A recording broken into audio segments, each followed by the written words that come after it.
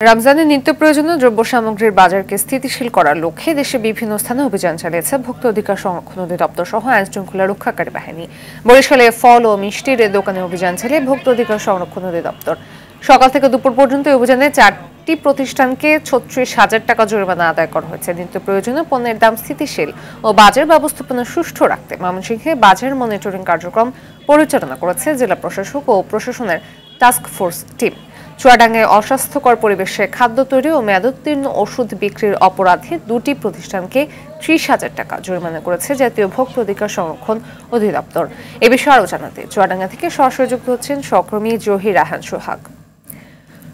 অভিযানের ফলে সচেতনতা বাড়ছে কিনা আমাদের জানাবেন।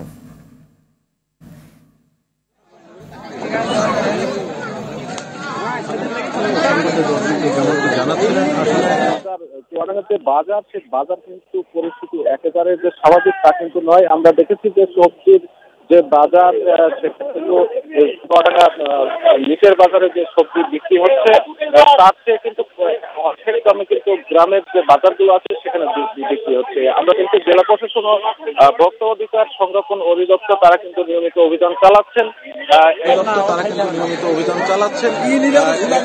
জরিমানাও হচ্ছে কিন্তু এবং জেলার যে ম্যাজিস্ট্রেটরা আছে তারা অভিযানের পরপর কিন্তু আবার যে চিত্র সেই আগের চিত্র কিন্তু চলে যাচ্ছে। আর আরেকটি বিষয় জানিয়ে রয়ে গেছে, জেলা প্রশাসক যেটা জানিয়েছেন সেটা হচ্ছে খুব শীঘ্রই কিন্তু এই সংকট দূর হয়ে যাবে,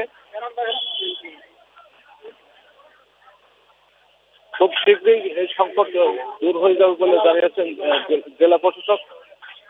আর অন্যান্য যে বাজার যে পরিস্থিতি সেটা হচ্ছে যে নিত্য প্রয়োজনীয় যে দ্রব্যগুলো আছে, বিশেষ করে আলু এবং পেঁয়াজ সহ যে নিত্য প্রয়োজনীয় যে পণ্যগুলো আছে সেগুলো কিন্তু শহরের বাজারে যে দাম, বিশেষ করে সবজিগুলো কিন্তু 50 টাকা 40 থেকে 50 টাকার ভিতরে ওঠানামা করছে।